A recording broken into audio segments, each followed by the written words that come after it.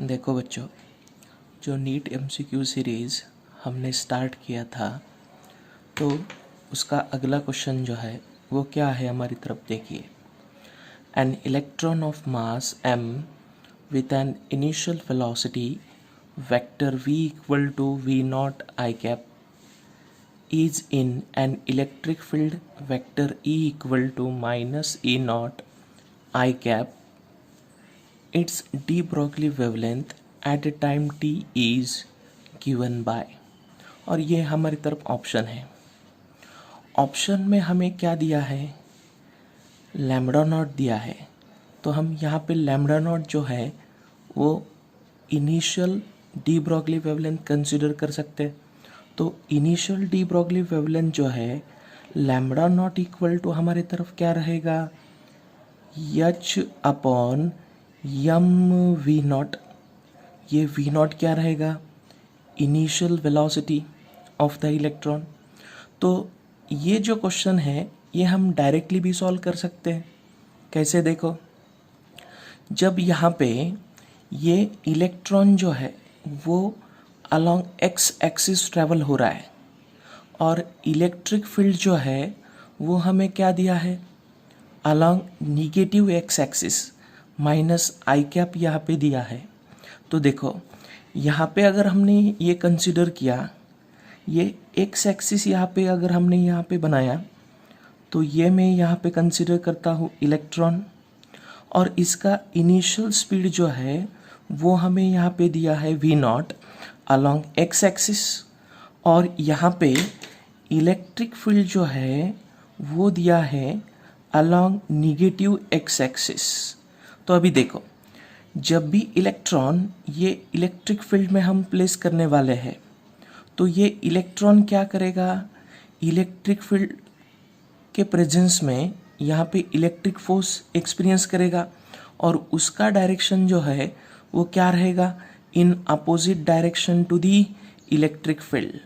मतलब यहाँ पे देखो, initial speed along x axis है और इलेक्ट्रिकल फोर्स की वजह से इसको इधर अलोंग एक्स एक्सिस क्या मिलेगा, एक्सेलरेशन मिलेगा, क्योंकि वी नॉट का डायरेक्शन और एफ ई का डायरेक्शन कैसा है, सेम। अगर यहाँ पे इलेक्ट्रॉन एक्सेलेरेट होता है तो एक्सेलेरेट होने से क्या होगा, इसका स्पीड क्या होगा, बढ़ेगा। अगर इसका स्पीड इंक्रीज होगा तो हमारे तरफ यहाँ पे देखो, लैम्बडा इन्वर्सली प्रोपोर्शनल टू क्या है, स्पीड। अगर यहाँ पे स्पीड इंक्रीज होगा तो लैम्बडा नॉट जो है और वेवलेंथ ऑफ इलेक्ट्रॉन जो है वो यहाँ पे कम होगा। अभी देखो, अगर हम ऑप्शन की तरफ गए तो यहाँ पे वेवलेंथ जो है वो कम होना चाहिए। तो देखो ये ऑप्शन आएगा नहीं, लैम्बडा नॉट इंटू टी यहाँ पे तो बढ़ रहा है, ये भी नहीं आएगा, और यहाँ पे मल्टीप्लिकेशन में ये टर्म दिया है तो ये भी ऑप्शन क्या होगा, बढ़ेगा। तो अगर लैम्बडा नॉट कम हो रहा है, मतलब वेवलेंथ कम हो रहा है, तो इसके लिए हमें ऑप्शन क्या मिलना चाहिए, सेकंड ऑप्शन यहाँ पे मिलना चाहिए। ऐसे डायरेक्टली भी हम कुछ एमसीक्यू सॉल्व कर सकते हैं कंसेप्ट से। लेकिन अभी देखो, ये जो है इसका सॉल्यूशन जो है हमें कैसा मिलेगा, देखो, अगर ये इलेक्ट्रॉन यहाँ पे एक्सेलरेट हो रहा है तो इसका एक्सेलरेशन जो है वो हमें क्या मिलेगा, देखो, according to Newton second law of motion force हमें मिलेगा ये में, और इलेक्ट्रिकल फोर्स जो है वो यहाँ पे क्या है, E इंटू ई नॉट। तो यहाँ पे इसका जो एक्सेलरेशन है वो A इक्वल टू हमें क्या मिलेगा, ई नॉट अपॉन m, ऐसा हम यहाँ पे लिख सकते हैं। अभी देखो, हमें यहाँ पे इनिशियल वेलोसिटी दिया है और हमें क्या पूछा है, de Broglie wavelength at a time t।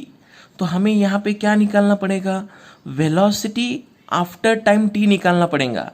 तो यहाँ पे वेलोसिटी जो है आफ्टर टाइम t निकालने के लिए मैं यहाँ पे फर्स्ट काइनेमेटिकल इक्वेशन यूज करूँगा, v equal to u plus a t. तो इनिशियल वेलोसिटी हमारी तरफ क्या है, v नॉट, प्लस एक्सेलरेशन हमने यहाँ पे निकाला है ई नॉट अपॉन एम और ये into T equal to v. ये मिलेगा हमें velocity of electron after time t. तो अभी देखो वेलोसिटी हमने यहाँ पे निकाला है, तो वेवलेंथ जो है, new wavelength at time T, ये हमें क्या मिलेगा, lambda equal to H upon M V. तो ये v की वैल्यू यहाँ पे सिर्फ हमें प्लेस करना है। तो यहाँ पे देखो ये h upon M inside bracket v naught plus E naught upon m into T, ऐसा हम यहाँ पे लिख सकते हैं।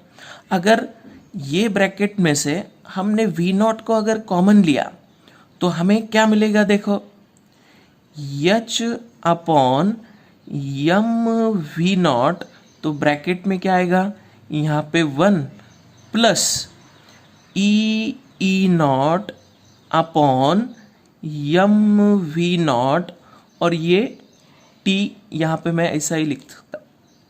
तो देखो अभी ये जो लैम्बडा है ये हमें यहाँ पे मिला है, लेकिन इस इक्वेशन में ये जो टर्म है H upon Yama we not, ये क्या है, लैम्बडा नॉट है। तो लैम्बडा इक्वल टू हमें क्या मिला यहाँ पे, lambda naught upon 1 plus E naught upon M M naught into T. इसीलिए ये क्वेश्चन का आंसर जो यहाँ पे हमें मिलेगा वो क्या रहेगा, ये सेकंड ऑप्शन। ओके, देन उसके बाद हम यहाँ पे नेक्स्ट क्वेश्चन डिस्कस करने वाले हैं, क्वेश्चन नंबर 5। तो देखो क्वेश्चन हमें क्या दिया है, there are n1 photons of frequency nu1 in a beam of light in an equally energetic beam there are n2 photons of frequency nu2, then हमें यहाँ पे करेक्ट रिलेशन निकालना है। तो क्वेश्चन आप ध्यान से देखिए, ये क्वेश्चन में हमें क्या दिया है, एन इक्वली एनर्जेटिक बीम, मतलब यहाँ पे एनर्जी फिक्स है, डेफिनाइट है। अगर एनर्जी डेफिनाइट है तो हम यहाँ पे लिख सकते हैं एनर्जी फॉर सिंगल फोटोन हमारे तरफ क्या रहता है, E equal to H nu, और n नंबर ऑफ फोटोन के लिए मैं यहाँ पे लिख सकता हूँ E equal to N H nu. तो यहाँ पे देखो अगर एनर्जी जो है ये अगर हमें यहाँ पे सेम दिया है तो H यहाँ पे कांस्टेंट टर्म है, प्लैंक्स कांस्टेंट।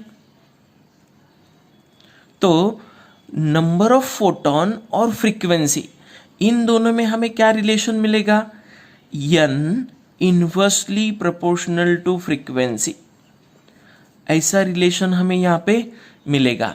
तो देखो ये इनवर्सली प्रोपोर्शनल रिलेशन जो है इसको हम कैसा लिख सकते हैं, n1 upon n2 equal to nu2 upon nu1, ये मिलेगा हमें यहाँ पे आंसर। तो ये जो आंसर है ये ऑप्शन में कौन सा है, ये थर्ड ऑप्शन, ये आएगा हमारे इस क्वेश्चन का आंसर।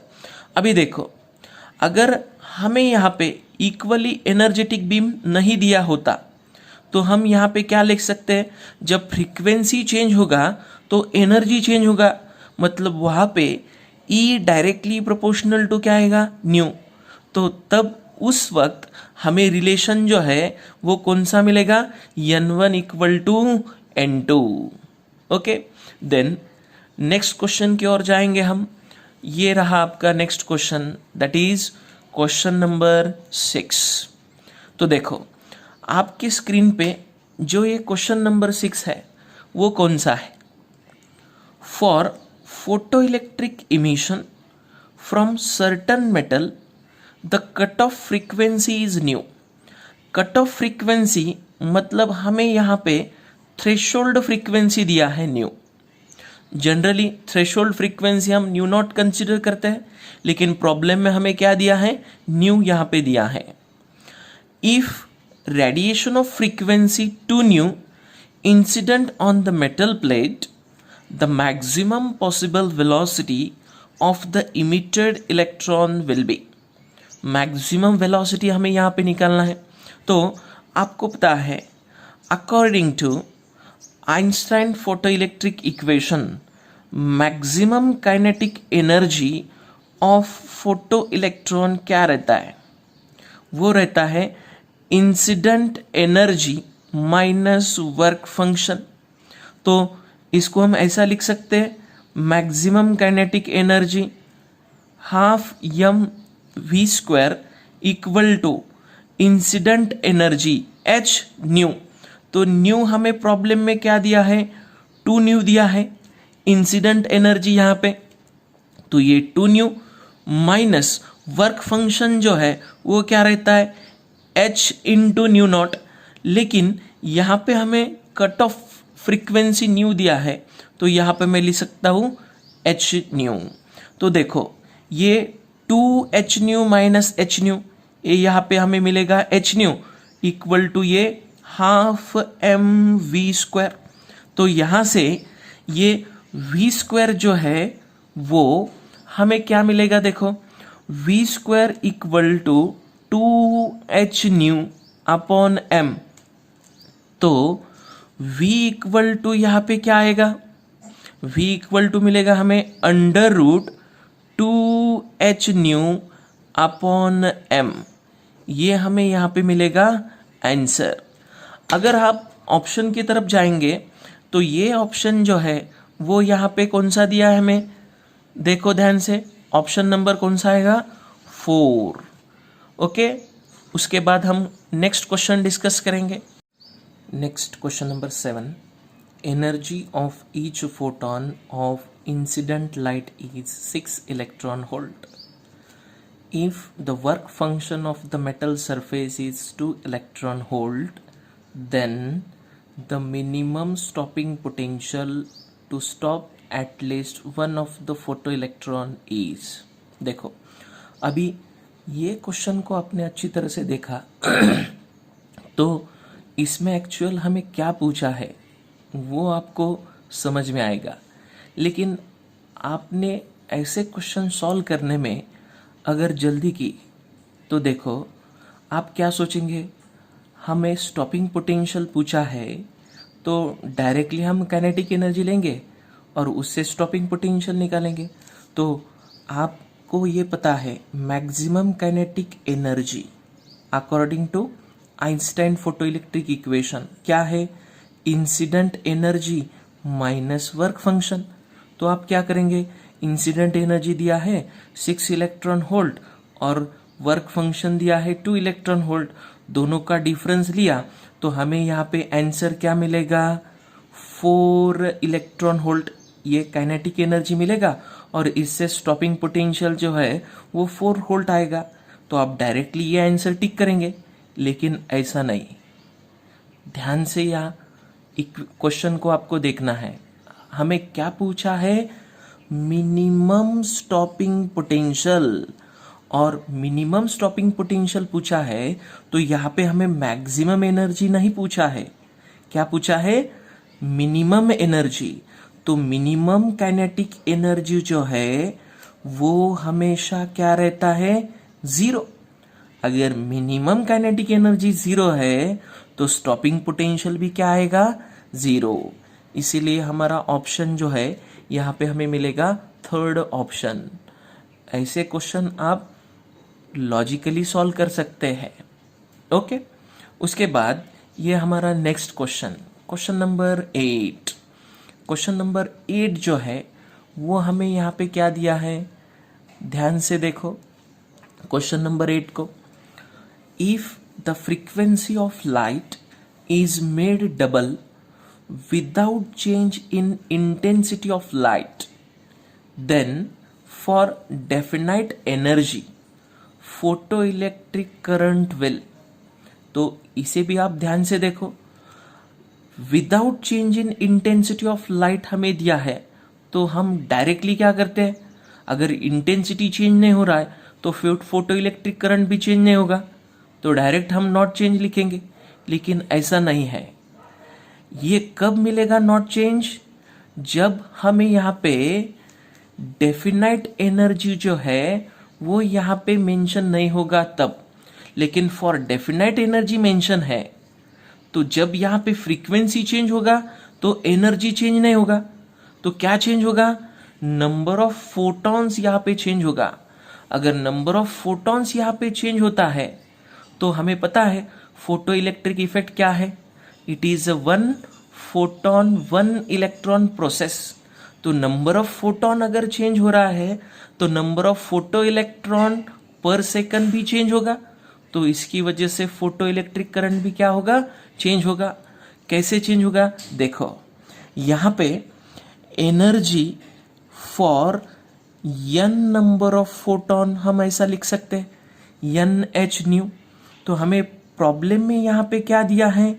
एनर्जी यहाँ पे फिक्स है, मतलब नंबर ऑफ फोटॉन और फ्रीक्वेंसी में इनवर्सली प्रोपोर्शनल रिलेशन मिलेगा। लेकिन देखो ये इक्वेशन को हम इंटेंसिटी के फॉर्म में लिख सकते हैं। कैसा? आपको पता है, but intensity of light beam क्या रहता है? Energy crossing per unit area in unit time, बराबर है। तो यहां से हमें एनर्जी E इक्वल टू क्या मिलेगा? I A into T. ये E की वैल्यू अगर इस इक्वेशन में हम प्लेस करेंगे तो ये क्या आएगा? I A into T equal to NH nu. तो देखो ये T को इधर लेके जाओ, ये क्या मिलेगा हमें? I into A equal to N/T into H nu. अभी ये इक्वेशन को आप ध्यान से देखो, इंटेंसिटी हमें कैसा दिया है? सेम। एरिया हम चेंज नहीं कर रहे हैं, और H यहाँ पे क्या है? Planck's constant. मतलब ये तीनों टर्म अगर यहाँ पे कांस्टेंट है तो N/T that is number of photo electron पर सेकेंड इनवर्सली प्रोपोर्शनल टू हमें क्या मिलेगा? फ्रीक्वेंसी। इनवर्सली प्रोपोर्शनल टू यहाँ पे फ्रीक्वेंसी मिलेगा, तो नंबर ऑफ फोटो इलेक्ट्रॉन पर सेकेंड डायरेक्टली प्रोपोर्शनल टू क्या रहता है? Photo electric current. तो ये रिलेशन हमें यहाँ पे मिलेगा।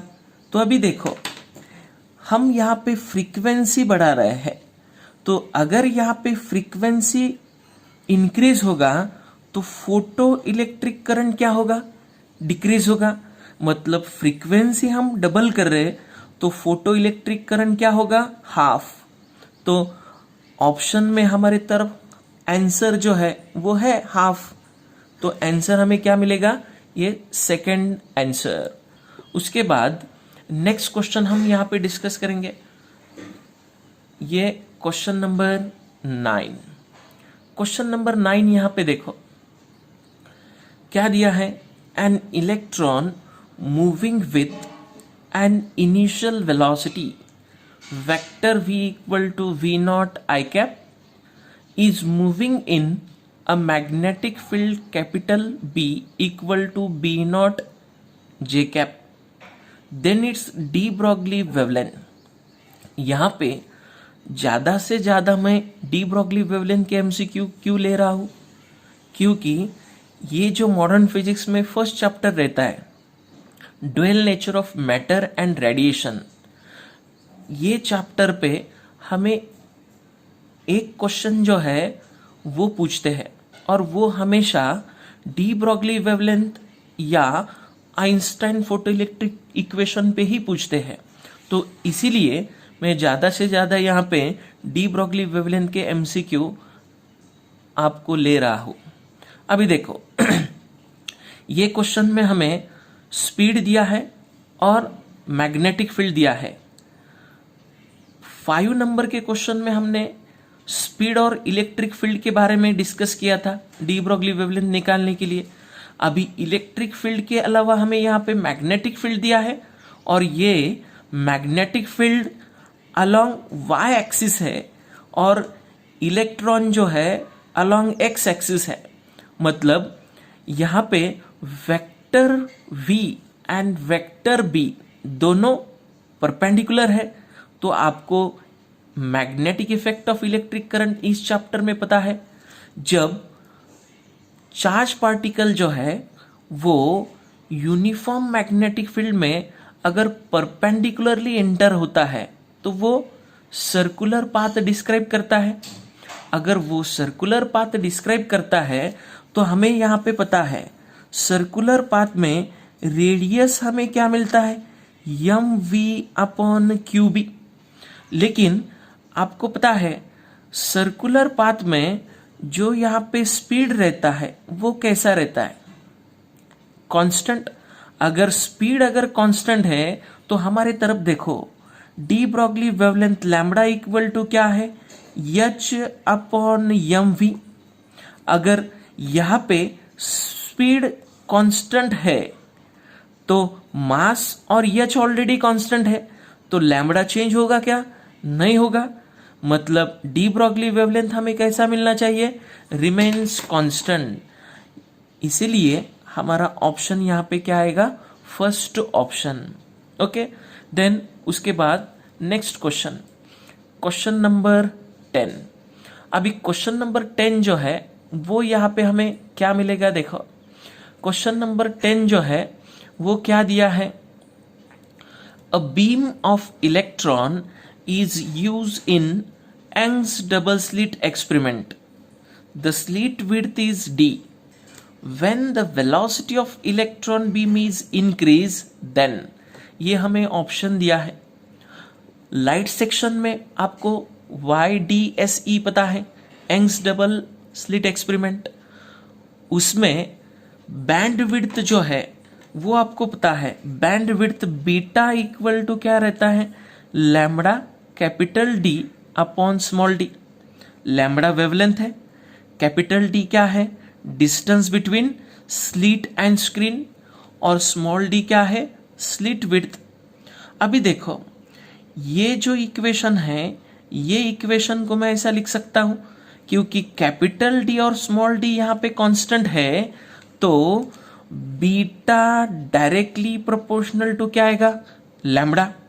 और ये जो लैम्बडा है, लैम्बडा जो है डी ब्रॉगली वेवलेंथ हम इसे कंसीडर कर सकते हैं, क्योंकि इलेक्ट्रॉन जो है उसके लिए वेवलेंथ हम कंसीडर करने वाले हैं। तो ये जो लैम्बडा है, लैम्बडा इनवर्सली प्रोपोर्शनल टू क्या रहता है, स्पीड। तो देखो अगर यहाँ पे बीम ऑफ इलेक्ट्रॉन हम यूज करने वाले हैं इसमें, तो इलेक्ट्रॉन बीम जो है उसमें जो वेलोसिटी है इलेक्ट्रॉन की, ये अगर हम इंक्रीज कर रहे हैं तो स्पीड अगर इंक्रीज होगा तो डी ब्रॉगली वेवलेंथ यहाँ पे क्या होगा, डिक्रीज होगा। डी ब्रॉगली वेवलेंथ अगर डिक्रीज होगा तो बैंड विड्थ जो है वो भी यहाँ पे क्या होगा, डिक्रीज। अगर हम यहाँ पे ऑप्शन की तरफ गए तो हमें ऑप्शन कौन सा मिलने वाला है, ये 4 नंबर का option, that is fringe width decreases. ऐसे हम MCQ कंसेप्चुअली जो है वो सॉल्व कर सकते हैं। Thank you.